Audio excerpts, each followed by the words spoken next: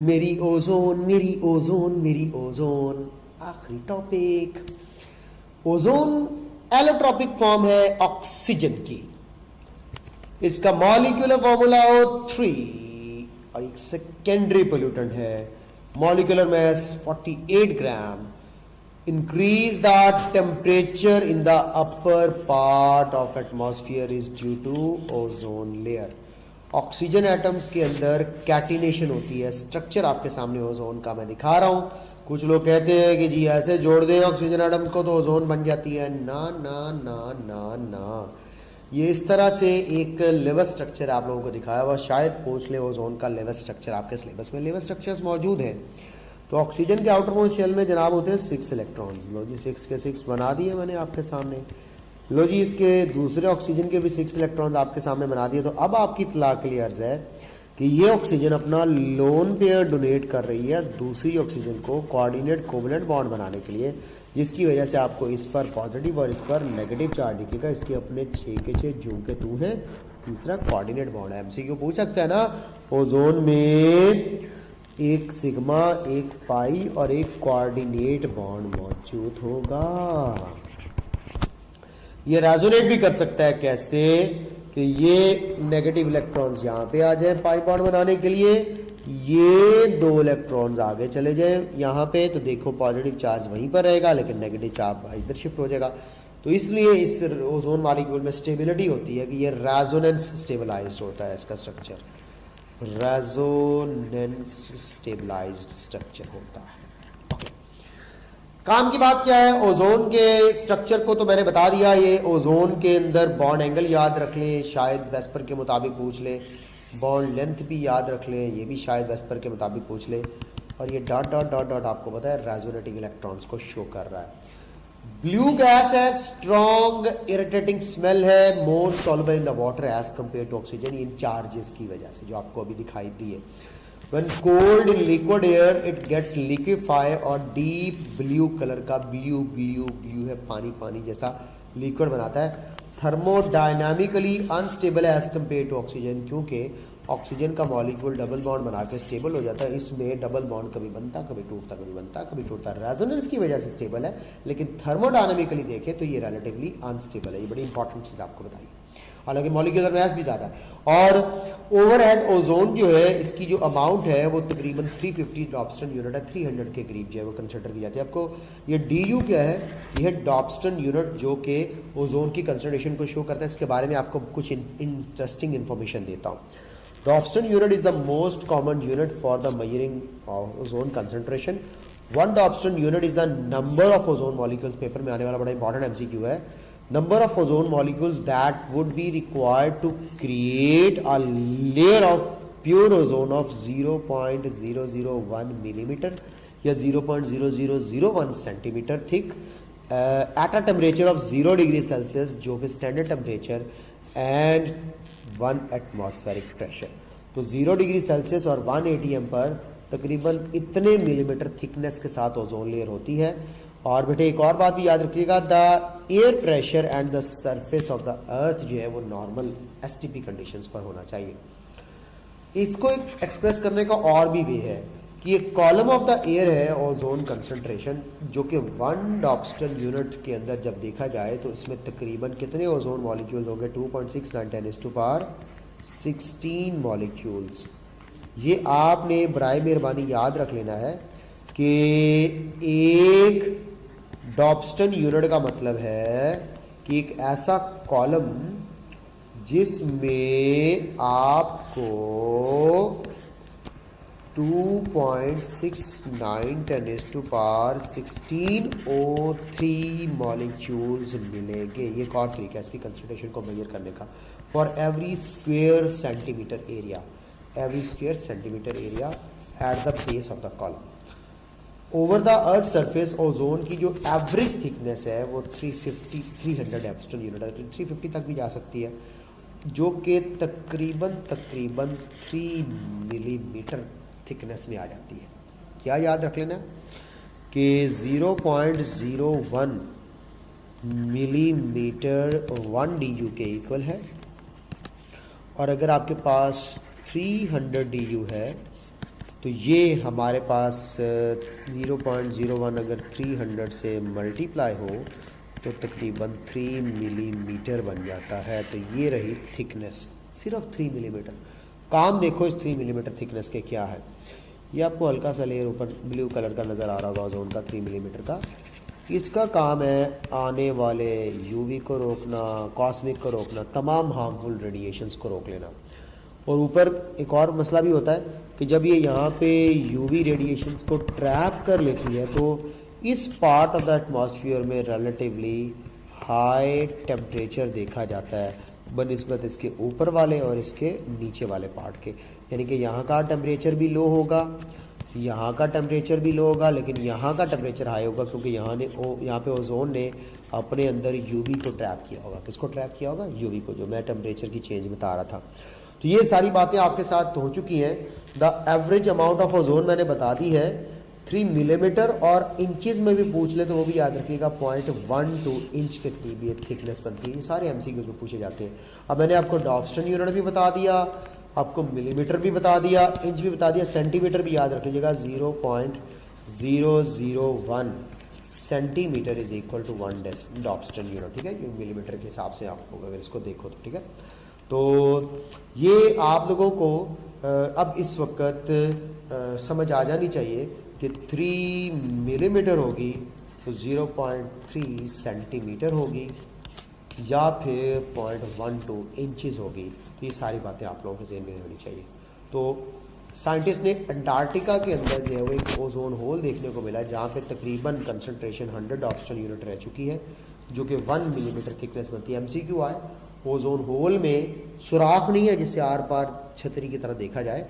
ये थिकनेस की कमी का नाम है और जस्ट 1 मिलीमीटर थिकनेस है ओजोन की, ओजोन होल के अंदर। ये देखिए, ये आपके पास ओजोन की नॉर्मल लेयर है और ये उससे तकरीबन आधी रह गई है 100 डॉप्स्टन यूनिट के लिहाज से अगर देखा जाए तो। समझ गए बात को? नेक्स्ट आ गया, ये मैंने सारी बात आपको बता दी है। ये आपको बता दिया कि कितने सेंटीमीटर और कितने मिलीमीटर के बराबर है ओजोन।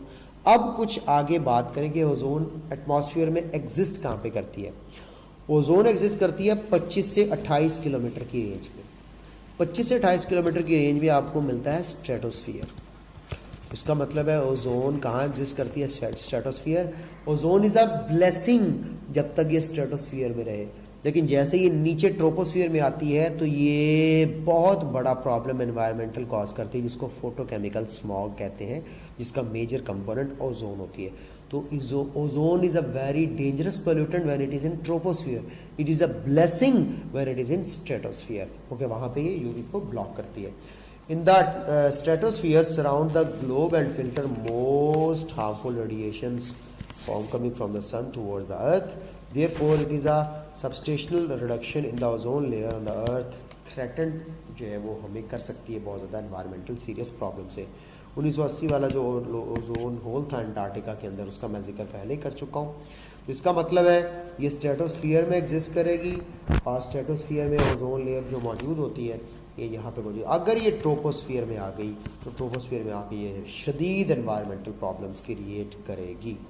ओके बेटे, अब आपको पता होना चाहिए कि amount of ozone is greater near the regions of equator या lesser near the regions of equator. आपकी टेक्स्ट बुक के अंदर लाइन लिखी, ये पोलर रीजन है, ये पोलर रीजन है, ये टेम्परेचर जोन है और ये ट्रॉपिकल रीजन है। तो बुक की लाइन है लेस कंसंट्रेशन नियर इक्वेटर। ये ज्यादातर पोलर रीजन्स में मौजूद है, ठीक है। इसकी concentration near to the equator relatively जो है वो कम है, ठीक है। उसकी रीज़न है यहाँ ये हाई टेम्परेचर जोन्स होते हैं जहाँ पे ऑक्सीजन और ऑक्सीजन के बॉन्ड टूटने का चांस होता है, शायद ये एक रीज़न उसके अंदर हो सकती हो। खैर जनाब, ओजोन के हार्मफुल इफेक्ट्स क्या हैं? ओजोन की कंसंट्रेशन अगर ट्रोपोस्फियर में 100 ppm से बढ़ जाए इन पोलर रीजन तो ये पोल्यूटेंट का काम करती है। कम टेम्परेचर के जोन्स के अंदर ये बड़ा डेंजरस एनवायरमेंटल पोल्यूशन क्रिएट करती है। क्या क्या करती है? आइस को डैमेज कर सकती है, एस्थमा कॉज करेगी, इलास्टिसिटी ऑफ लंग्स डैमेज करेगी, कॉफिंग एंड डिस्कम्फर्ट और डेथ हो सकती है। Harmful to the plants and other material, क्योंकि अटैक करती है रबड़ को, उसकी ड्यूरेबिलिटी कम कर देती है, इतनी खतरनाक, और फैब्रिक और डाइस को फेड कर देती है, कपड़ों के रंग उड़ा देती है। Amount of ozone is less in the region closer to equator, जो मैं अभी आपको बात बता रहा था। टेम्परेचर ट्रोपोस्फियर में कैसे चेंज होता है? ट्रोपोस्फियर में अर्थ के करीब टेम्परेचर होता है 15 डिग्री सेल्सियस, उसके बाद कम होकर -56 तक चला जाता है। वो जहाँ पे कबूतर शबूतर उड़ रहे होते हैं, बड़े सियाने होते हैं, ठंडे जोन में उड़ते हैं। तो जैसे ही वो आप स्ट्रेटोस्फियर में पहुंचोगे ओजोन वाले रीजन में, तो -56 से टेम्परेचर बढ़ के -2 हो जाएगा। इसकी वजह क्या है? तो बड़े याद रखिएगा, टेम्परेचर दोबारा बढ़ता है ड्यू टू यूवी रेडिएशन जो कि ओजोन में ट्रैप की हुई होती है। और उसके बाद आप जब बाहर निकलोगे ओजोन लेयर से, तो दोबारा टेम्परेचर जो है वो आपको जो है वो कम होने को मिलेगा, और कम होने के बाद थर्मोस्फियर में दोबारा बढ़ जाएगा। ये देखिएगा, ट्रोपोस्फियर में था 15 डिग्री सेल्सियस टेम्परेचर, आपको हीटिंग नजर आ रही होगी। यहां से जैसे स्ट्रेटोस्फियर में पहुंचा -2 डिग्री, -52 डिग्री सेल्सियस हो गया, कम हो गया। स्ट्रेटोस्फियर में जैसे ही ओजोन वाले रीजन में पहुंचा, तो ओजोन वाले रीजन में जाके ये -2 डिग्री सेल्सियस तक हाई हो गया। ये हाई क्यों हुआ है दोबारा से? इसकी वजह बनी है यूवी लाइट जो ट्रैप्ड हुई थी। उसके बाद जैसे ही मीजोस्फीयर में जाएगा, अगेन टेम्परेचर फॉल कर देगा -85 तक, तो अगेन फॉल। उसके बाद थर्मोस्फीयर में बढ़ेगा, एक्सोस्फीयर में और बढ़ेगा, फिर आगे बढ़ता चला जाएगा। तो टेम्परेचर की वेरिएशन क्या है? अर्थ की ये सरफेस है, ये अर्थ की सरफेस है, तो हाई है, लो है, फिर हाई है, फिर लो है, फिर हाई और हाई और हाई ही चलता चला जाता है। ठीक है बेटा? तो ये यहाँ पे री रेडिएट होने की वजह से, क्योंकि रेडिएशन अर्थ की सरफेस अब्जॉर्ब कर लेती है, इसलिए अर्थ की सरफेस के करीब आपको ज़्यादा टेम्परेचर मिलेगा। लो जी, टेम्परेचर की रेडिएशन और ऑर्डर मैंने बता दिया, हाई से लो, फिर हाई, फिर लो, फिर high high high high high high high high high high high high. लो जी, इफेक्ट ऑफ ओजोन का अब हम डिप्लीशन ऑफ ओजोन लेयर के हवाले से देखना चाह रहे हैं। क्लोरोफ्लोरोकार्बन जो CFCs होते हैं बड़े खतरनाक होते हैं। जो यूवी लाइट होती है ना, यूवी लाइट, वो C और Cl बॉन्ड को बड़ी आसानी से तोड़ लेती है और क्लोरीन का फ्री रेडिकल बना लेती है। CF बॉन्ड इतनी आसानी से नहीं टूट सकता, इसलिए आप लोगों को सिर्फ क्लोरीन का फ्री रेडिकल ही मिलेगा CFCs के अंदर, फ्लोरीन का फ्री रेडिकल नहीं मिलेगा। तो chlorofluorocarbons are used as refrigerators in the air conditioner and aerosol sprays, inert in troposphere. और जब तक ये ट्रोपोस्फियर में रहते हैं तो कुछ नहीं करते, जैसे ही ये डिफ्यूज होकर के स्ट्रेटोस्फियर में पहुंचते हैं तो वहां पे यूवी लाइट ट्रैप हुई है। वो यूवी लाइट सबसे पहले पकड़ती है, आओ भाई क्लोरोफ्लोरोकार्बन, इधर आओ जरा, क्लोरीन का रेडिकल दो। लो जी, क्लोरोफ्लोरोकार्बन मजबूर हो जाता है क्लोरीन का फ्री रेडिकल देने पर। जैसे क्लोरीन का फ्री रेडिकल बनता है, ये आ लपकता है फौरन से पहले ओजोन मॉलिक्यूल को। तो ओजोन मॉलिक्यूल को जब ये आ लपकता है, तो उसके बाद फिर बेटा देखो, ओजोन मॉलिक्यूल बेचारा ऑक्सीजन में कन्वर्ट हो जाता है और क्लोरीन का ऑक्साइड बन जाता है। ये क्लोरीन का ऑक्साइड बाज नहीं आता। ये क्या करता है, क्लोरीन का ऑक्साइड एक और ऑक्सीजन एटम जो इसने सेपरेट किया हुआ था उसके साथ कनेक्ट करके उसको भी O2 में कन्वर्ट करता है और खुद बेशरम बन के दोबारा से तैयार हो जाता है नए ओजोन को लपकने के लिए। तो कहते हैं कि एक सिंगल क्लोरीन का फ्री रेडिकल हो तो तकरीबन 1 लाख ओजोन मॉलिक्यूल्स यानी कि 10⁵ मॉलिक्यूल्स तक को डिस्ट्रॉय कर सकता है रिसाइकिल हो गए। बच्चे कहते हैं सर उसके बाद कहाँ चला जाता है उसके बाद घर चला जाता है, थक गया होता है, तो थक के थकावट पूरी करके दोबारा आता है पकड़ने के लिए। बट उसके बाद ना क्लोरीन का ऑटोमेटिकली फ्री रेडिकल क्लोरीन के फ्री रेडिकल से मिलकर दोबारा Cl2 बना लेता है। ठीक है, तो इस रेपिटेशन के अंदर तकरीबन 1 लाख मॉलिक्यूल्स का बेड़ा गर्क करके उसको ठिकाने लगा के अर्तुगल है, यूं समझ लो ये क्लोरीन का फ्री रेडिकल अर्तुगल है, अर्तुगल गाजी है कि एक मॉलिक्यूल अकेला ही तने तनहा जंग लड़ता है और 1 लाख दुश्मन के प्यादे उड़ा के परे फेंकता है। बड़ा खतरनाक अर्तुगल है ये। ठीक है, तो ये ओजोन की डेप्लीशन के हवाले से मैंने आपको बात बता दी।